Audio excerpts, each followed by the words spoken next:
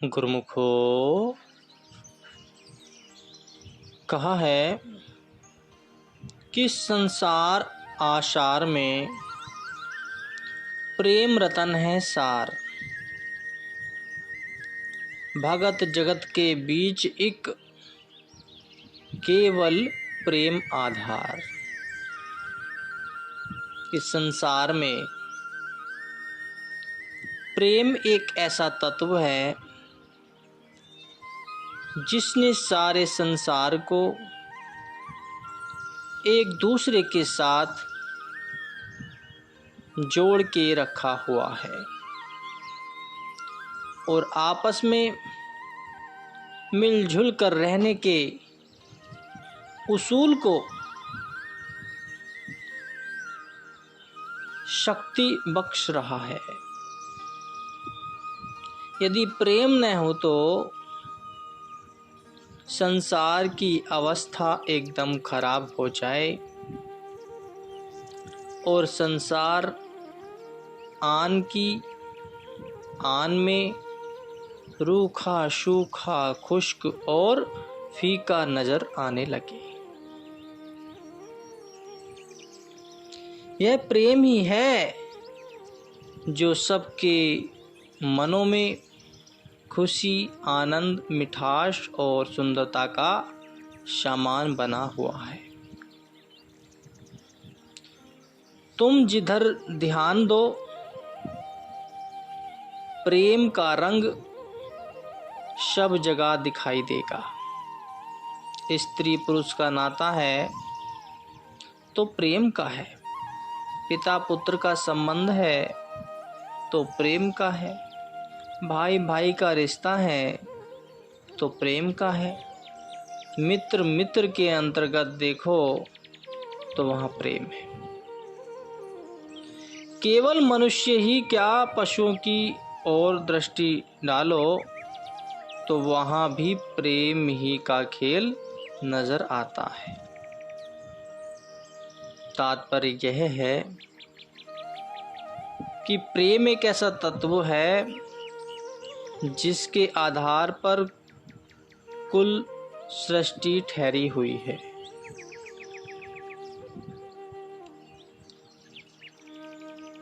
और वह सबको सत्ता और शक्ति बख्श रहा है।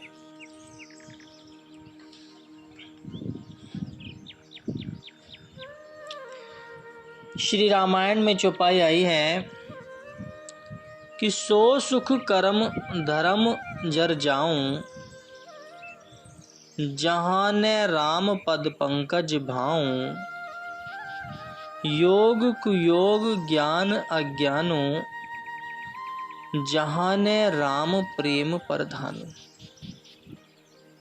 कि वह सुख जल जाए, उस कर्म धर्म को आग लग जाए जिस सुख और कर्म धर्म के अंदर मालिक का प्रेम नहीं है। वह योग नहीं बल्कि कुयोग है, वह ज्ञान नहीं बल्कि उसे अज्ञान समझो जिनमें भगवान का प्रेम प्रधान नहीं है। तो भाव यह है कि सब जगह प्रेम ही की महिमा है। प्रेम के बिना सब ज्ञान ध्यान थोते हैं, झूठे हैं, बेकार है। वास्तव में प्रेमी ही सच्चा ज्ञानी है और प्रेमी ही ध्यानी है और प्रेमी ही योगी है और प्रेमी ही सन्यासी है। जिसमें प्रेम आ गया है उसने सब मंजिलें तय कर ली हैं, क्योंकि यह प्रेम ही संपूर्ण साधनों का फल है। जितने कर्म धर्म योग यज्ञ तप दान तीर्थ व्रत और नियम किए जाते हैं, उन सब का उद्देश्य प्रेम ही होता है। जहाँ प्रेम तहाँ नेम नहीं, तहाँ न बुद्धि विहोर। प्रेम मगन जब मन भया, तब कौन गिने तिथवार। मीराबाई सत्संग में जाती थी, उसको भगवान का प्रेम लग गया और वह उस प्रेम में दीवानी होकर रहने लगी। माता पिता सत्संग से रोकते हैं, परंतु उनका कुछ भी असर उस पर नहीं होता। उसे प्रेम की लटक लग रही है, उसे सिवाय भगवान के और कुछ सोचता ही नहीं। अतः उसे ब्याया गया, किंतु ससुराल में भी उसकी यही दशा रही। ससुर ने बहुत यत्न किए कि मीराबाई संतों के सत्संग में जाने से रुक जाए, परंतु उसे सफलता नहीं हुई। मारे लोक लज्जा के वह यहाँ तक तैयार हो गया कि मीराबाई को एक बार दूध में जहर मिलाकर भेजा और कहा कि यह तेरे भगवान का शीत प्रसाद है,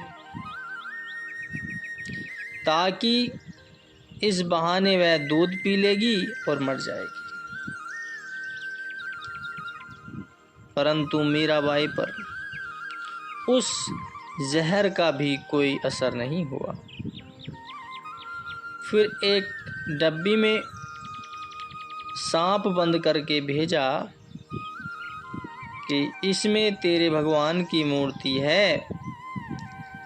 लेकिन मीराबाई को वह सांप भी सचमुच भगवान की मूर्ति ही नजर आई। संसारी लोग हैरान होते हैं कि ये कैसी बातें हैं, भला सांप हो और वह डंक न मारे। मनुष्य विष का कटोरा पी जाए और उसको असर न हो। तो भाई, जब हृदय में प्रेम की अग्नि भड़क उठती है तो वह दैत भाव की सब मैल कुचल को जलाकर भस्म कर देती है। और जब प्रेमी को कण कण के अंदर अपना प्रियतम दिखाई देने लगता है तो उसकी फिर यही दशा हो जाती है जो मीराबाई की हो गई थी। प्रहलाद भक्त के संबंध में सबने सुना होगा कि पिता ने उसको क्या क्या कठिन कष्ट दिए थे। पहाड़ से गिराया था, आग में झोंका गया, खूनी हाथी उस पर छोड़ा गया, लेकिन क्यों उसको किसी ने नुकसान नहीं पहुंचाया। यही कारण है कि वह सब में अपने प्रभु को देखता था। जब आग के अंदर भी उसको भगवान ही नजर आता था तो फिर आग उसको कैसे जला सकती थी। और जब खूनी हाथी में भी उसको भगवान ही दिखाई देता था तो फिर खूनी हाथी उसे कैसे मार सकता था। ये प्रेम की बातें जिनको केवल प्रेमियों के दिमाग ही समझ सकते हैं। संसारी अक्ल वालों की बुद्धि की यहाँ तक पहुँच नहीं है। रामायण का प्रसंग है कि हनुमान ने सारी लंका जला दी, परंतु एक विभीषण का घर बच गया।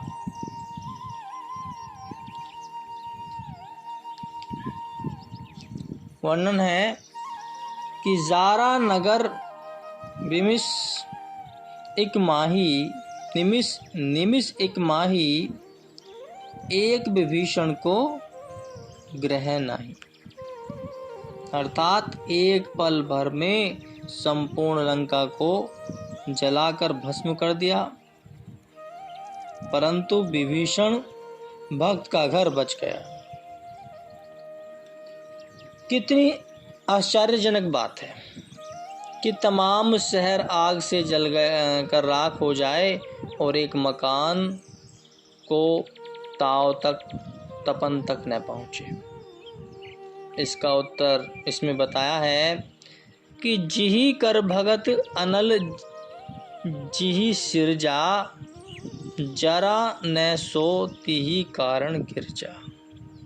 शिव जी कहते हैं कि हे पार्वती, विभीषण जिसका भक्त था उसी की आग भी थी।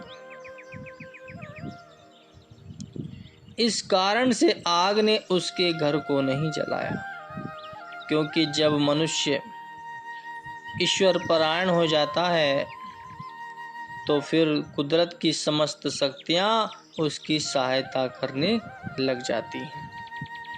और फिर प्रेम तो वह शक्तिमान योद्धा है जिसके सामने बड़े बड़े बलवान और सूरवीर भी झुक जाते हैं।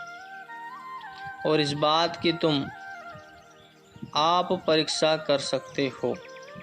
जिसको तुम अपना शत्रु समझते हो उसकी शत्रुता के ख्याल को मन से हटा दो और अपनी शुभ ख्यालों की धार को उसकी तरफ बार बार लगाओ। उसके दोष और अवगुणों की तरफ ध्यान न दो और उसे अपने शुभ ख्यालों का अधिकारी समझ लो। यदि वह तुमसे घृणा भी करे तो कुछ परवाह नहीं, तुम उसके साथ प्रेम करते चलो। थोड़े दिनों के अंदर तुम इसका परिणाम आप ही देख लोगे। दम के दम में उस शत्रुता का तख्ता पलट जाएगा और तुम उसी घृणा को अति सुंदर प्रेम के रूप में बदला हुआ पाओगे। यह संसार दुखों का स्थान क्यों बना हुआ है? सब कुछ पास रखते हुए भी प्राणी दिन रात बक बक झकझक में लवलीन रहते हैं। किसी को भी शांति का श्वास लेना नसीब नहीं होता। इसका कारण भी यही है कि उनमें प्रेम नहीं है। यदि उनमें प्रेम की आदत आ जाए तो यह सब बाल बच्चे, कुटुंब परिवार, इज्जत, हुकूमत और समान खुशी का कारण बन जाए। जिसे तुम संसार कहते हो यह वास्तव में क्या है? प्रेम के न होने का नाम ही संसार है। प्रेम के न होने का नाम ही संसार है और संसार कुछ भी नहीं है। जरा सूर्य को उदय होने दो, अंधेरा आप से आप छुप जाएगा। अंधेरा वास्तव में कोई वस्तु नहीं है। सूर्य के न होने का नाम ही अंधेरा है। जैसे सूर्य के उदय होते ही अंधकार भाग जाता है, जैसे बाज के आते ही छोटे छोटे पंछियों में भगदड़ मच जाती है, जैसे ज्ञान के प्रकाशित होते ही अज्ञान का नाश हो जाता है, ऐसे ही हृदय में प्रेम की अग्नि उज्जवल होते ही मलिन वासनाएं पतंगों के समान आप से आप जल जाती है। इसलिए स्वभाव में सदा प्रेम और प्यार की आदत डालनी चाहिए। इसमें कुछ धन का खर्च नहीं है। जिससे बातचीत करो, हंसी और मुस्कुराहट के साथ करो, प्यार और प्रेम के रूप में करो। जब ऐसी आदत हो जाएगी तो तुम अपने आसपास की संपूर्ण सृष्टि को सुंदरता के रूप में पाओगे। यह दूसरे को प्रसन्न करना क्या है? अपने आप को प्रसन्न करना है, क्योंकि प्रेम ही सब खुशियों का भंडार और खजाना है। यहाँ न कोई किसी का मित्र है और ना ही कोई किसी का शत्रु है। मनुष्य का अपना मन ही मित्र और मन ही शत्रु है।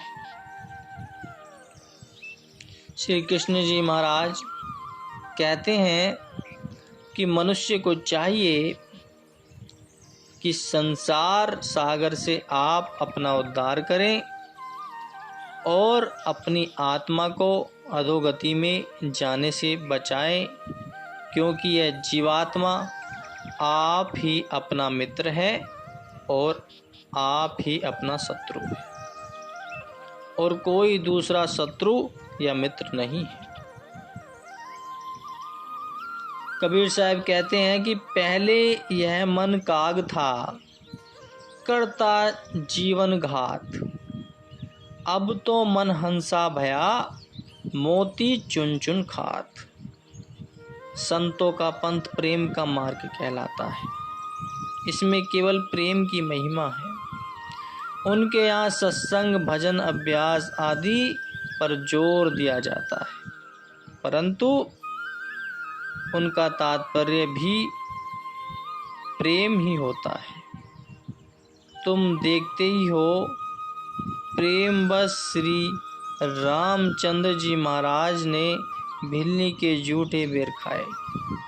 लोग प्रेमियों को बावला कहते हैं, परंतु वे बावले नहीं होते, वे बड़े समझदार होते हैं। लोग आप बावले हैं जो उनको बावला कहते हैं। जिस वन के अंदर सबरी भिल्ली रहती थी, उसमें बड़े बड़े विद्वानों और तपस्वियों के आश्रम भी थे, जो अपने आप को अति पवित्र और भजनिक मानते थे, भजन करने वाले मानते थे, और भिल्ली को घृणा की दृष्टि से देखते थे कि यह नीच और अपवित्र वंश की स्त्री है। यहाँ तक कि उसको देखना भी पाप समझते थे।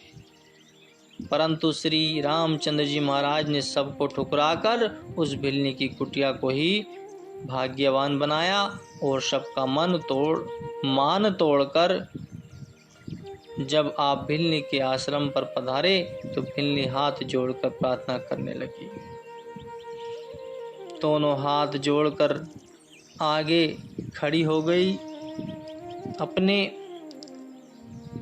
भगवान के दर्शन करते ही प्रेम की कोई सीमा न रही। गदगद वाणी से कहती है, प्रभु मैं अधम जाति और जड़ बुद्धि वाली किस प्रकार आपकी स्तुति करूं। स्त्री वैसे ही अधम होती है, परंतु मैं तो अधम से भी अधम और नीच से भी नीच, मंदमती और गवार हूँ। आपकी महिमा किस मुख से गायन करूं। तो आपने अपार दया की है जो इस दासी को अपने मन में जगह दी है। तब भगवान कहते हैं, हे प्यारी मेरी बात को सुन।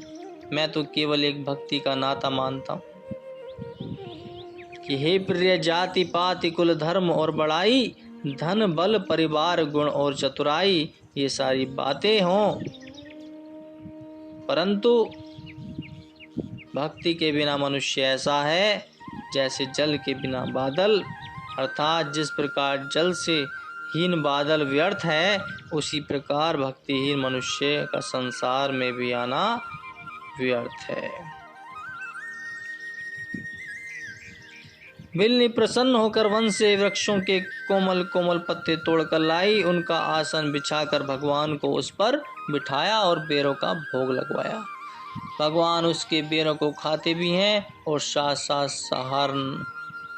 सराहना भी करते हैं। लक्ष्मण कहते हैं, भ्राता देख ये कैसे मीठे बेर हैं। मैंने माता कौशल्या के हाथ से भी अनेक प्रकार के भोजन खाए और सीता ने भी अपनी ओर से कोई कसर नहीं रखी, परंतु जो स्वाद इन बेरों में आ रहा है वह न माता कौशल्या के भोजन में आया और न ही सीता के हाथ की रसोई में देखा गया। इसलिए तू भी खा और इनके स्वाद को देख। परंतु लक्ष्मण के विचार ये कहाँ थे? उसे तो उन्हें देख देख कर घृणा उत्पन्न हो रही थी। बड़े भाई की आज्ञा मान कर ले तो लिया, परंतु आंख बचाकर पीछे को फेंक दिया। इतिहास कहता है कि वही बेर संजीवनी बूटी होकर उत्पन्न हुई और युद्ध में मेघनाद की बर्छी से मूर्छित होने पर लक्ष्मण जी के मुंह में उसी बूटी का रस डाला गया, तब उन्हें होश आया। अब सोचिए वह स्वाद बेरों का था या प्रेम का।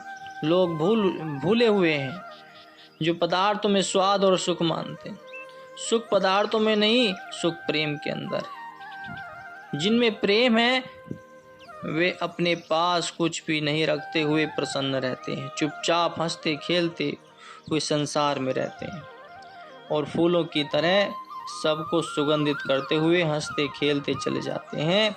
संसारी रोते चिल्लाते और रोते चिल्लाते संसार से जाते हैं और जब तक रहते हैं दुख की ही शिकायतें करते रहते हैं। अब सोचो इसमें बावला कौन है और समझदार कौन है। बोलो जयकारा, बोल मेरे श्री गुरु महाराज जी की जय।